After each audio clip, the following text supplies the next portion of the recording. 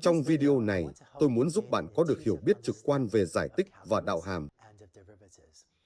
Bây giờ có thể bạn đang nghĩ rằng bạn đã không thấy giải tích kể từ thời đại học và tùy thuộc vào thời điểm bạn tốt nghiệp có lẽ đã khá lâu rồi. Bây giờ, nếu đó là những gì bạn đang nghĩ, đừng lo lắng. Bạn không cần hiểu biết sâu sắc về giải tích để áp dụng mạng Neuron và học sâu một cách hiệu quả. Vì vậy, nếu bạn đang xem video này hoặc một số video sau này và bạn đang tự hỏi, wow, liệu thứ này có thực sự dành cho tôi không? Giải tích này trông thực sự phức tạp. Lời khuyên của tôi dành cho bạn là như sau, hãy xem các video và sau đó nếu bạn có thể làm bài tập về nhà và hoàn thành bài tập lập trình một cách thành công thì bạn có thể áp dụng học sâu. Trên thực tế, những gì bạn thấy sau này là vào tuần thứ 4, chúng ta sẽ xác định một vài loại hàm cho phép bạn đóng gói mọi thứ cần phải làm liên quan đến giải tích, rằng các hàm này được gọi là hàm tiến và hàm lùi mà bạn tìm hiểu, cho phép bạn đặt mọi thứ bạn cần biết về giải tích vào các hàm này để bạn không cần phải lo lắng về chúng nữa. Nhưng tôi nghĩ rằng trong bước đột phá này vào học sâu, tuần này chúng ta nên mở hộp ra và xem xét chi tiết hơn một chút về giải tích. Nhưng thực sự, tất cả những gì bạn cần là một sự hiểu biết trực quan về điều này để xây dựng và áp dụng thành công các thuật toán này. Và cuối cùng, nếu bạn là một trong số những người có thể là một nhóm nhỏ hơn là các chuyên gia về giải tích, nếu bạn rất quen thuộc với giải tích về đạo hàm, có lẽ bạn có thể bỏ qua video này. Nhưng đối với những người khác, hãy đi sâu vào và cố gắng đạt được sự hiểu biết trực quan về đạo hàm. Tôi sẽ vẽ nó ở đây, hàm f của A bằng 3A. Vì vậy, nó chỉ là một đường thẳng. Để hiểu rõ hơn về đạo hàm, hãy xem xét một vài điểm trên hàm này. Giả sử rằng A bằng 2. Trong trường hợp đó, f của A bằng 3 nhân A bằng 6. Nếu A bằng 2, thì bạn biết đấy, f của A sẽ bằng 6. Giả sử chúng ta cho giá trị của A, bạn biết đấy, một chút nhích nhẹ. Tôi sẽ tăng A lên một chút, để bây giờ là 2,001, phải không? Vì vậy, tôi sẽ cho A một cú huých nhỏ bé sang bên phải. Vì vậy, bây giờ, giả sử 2,001. Đồ thị này không theo tỷ lệ, bạn biết đấy, 2,001. Sự khác biệt 0,001 là quá nhỏ để hiển thị trong đồ thị này. Hãy nhích nhẹ sang bên phải. Bây giờ f của A bằng 3 lần, vì vậy là 6,003. Vì vậy, sau đó vẽ cái này ở đây. Đây không phải là tỷ lệ. Đây là 6,003. Vì vậy, nếu bạn nhìn vào hình tam giác nhỏ này mà tôi đang tô màu xanh lá cây, những gì chúng ta thấy là nếu tôi nhích A 0,001 sang bên phải, thì f của A tăng lên 0,003. Lượng mà f của A tăng lên gấp 3 lần so với lượng mà tôi đã nhích A sang bên phải. Vì vậy, chúng ta sẽ nói rằng độ dốc hoặc đạo hàm của hàm f của A tại A bằng 2, hoặc khi A bằng 2 thì độ dốc là V. Và bạn biết đấy, thuật ngữ đạo hàm về cơ bản có nghĩa là độ dốc.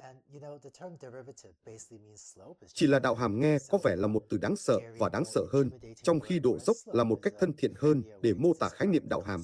Vì vậy, bất cứ khi nào bạn nghe thấy đạo hàm, chỉ cần nghĩ đến độ dốc của hàm. Và chính thức hơn, độ dốc được định nghĩa là chiều cao chia cho chiều rộng của hình tam giác nhỏ này mà chúng ta có màu xanh lá cây. Vì vậy, đây là, bạn biết đấy, 0,003 trên 0,001. Và thực tế là độ dốc bằng 3 hoặc đạo hàm bằng 3 chỉ thể hiện thực tế rằng khi bạn nhích A sang bên phải một lượng 0,001, một lượng nhỏ, lượng mà f của A tăng lên gấp 3 lần so với lượng mà bạn đã nhích nó, mà bạn đã nhích A theo hướng ngang. Vậy đó là tất cả những gì mà độ dốc của một đường thẳng là. Bây giờ, hãy nhìn vào hàm này tại một điểm khác. Giả sử rằng A bây giờ bằng 5. Trong trường hợp đó, f của A, 3 nhân A bằng 15. Vì vậy, giả sử tôi lại cho A một cú huých sang bên phải. Một cú huých nhỏ bé bây giờ tăng lên 5,001. F của A gấp 3 lần. Vậy F của A bằng 15,003. Và vì vậy, một lần nữa, khi tôi tăng A sang bên phải, nhích A sang bên phải bằng 0,001, F của A tăng lên gấp 3 lần. Vì vậy, độ dốc một lần nữa tại A bằng 5 cũng là 3. Vì vậy, cách chúng ta viết điều này, rằng độ dốc của hàm f bằng 3, chúng ta nói df của ADA. Và điều này chỉ có nghĩa là độ dốc của hàm f của A khi bạn nhích biến A một lượng nhỏ, cái này bằng 3.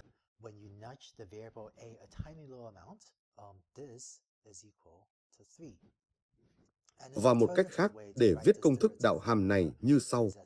Bạn cũng có thể viết cái này là d ra của f của A. Vì vậy, cho dù bạn đặt f của A lên trên hay viết nó xuống đây, điều đó không quan trọng. Nhưng tất cả phương trình này có nghĩa là nếu tôi nhích A sang bên phải một chút, tôi hy vọng f của A sẽ tăng lên gấp 3 lần so với mức tôi nhích giá trị của A nhỏ.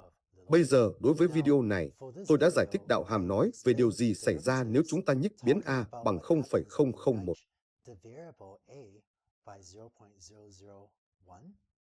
Nếu bạn muốn định nghĩa toán học chính thức của đạo hàm được xác định với một giá trị nhỏ hơn nữa về mức độ bạn nhích A sang bên phải.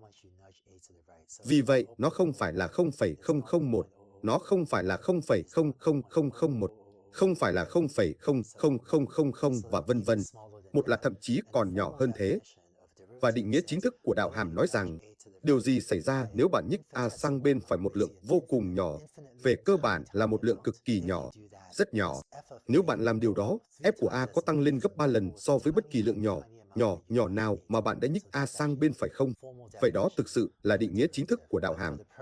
Nhưng vì mục đích hiểu biết trực quan của chúng ta sẽ chỉ nói về việc nhích A sang bên phải một lượng nhỏ này, 0,001, ngay cả khi 0,0010 không chính xác. Bạn biết đấy, nhỏ bé, vô cùng nhỏ. Bây giờ, một tính chất của đạo hàm là bất kể bạn lấy độ dốc của hàm này ở đâu, nó đều bằng 3. Cho dù A bằng 2 hay A bằng 5, độ dốc của hàm này bằng 3. Nghĩa là bất kể giá trị của A là bao nhiêu, nếu bạn tăng nó lên 0,001, giá trị của f của A tăng lên gấp 3 lần. Vì vậy, hàm này có cùng độ dốc ở mọi nơi. Và một cách để thấy điều đó là bất cứ nơi nào bạn vẽ cái này, bạn biết đấy, hình tam giác nhỏ phải chiều cao, chia cho chiều rộng luôn có tỷ lệ 3/1. Vì vậy, tôi hy vọng điều này mang lại cho bạn cảm giác về độ dốc. Đạo hàm của một hàm có ý nghĩa gì đối với một đường thẳng? Trong đó, ví dụ này, độ dốc của hàm là 3 ở mọi nơi. Trong video tiếp theo, chúng ta hãy xem xét một ví dụ phức tạp hơn một chút, nơi độ dốc của hàm có thể khác nhau tại các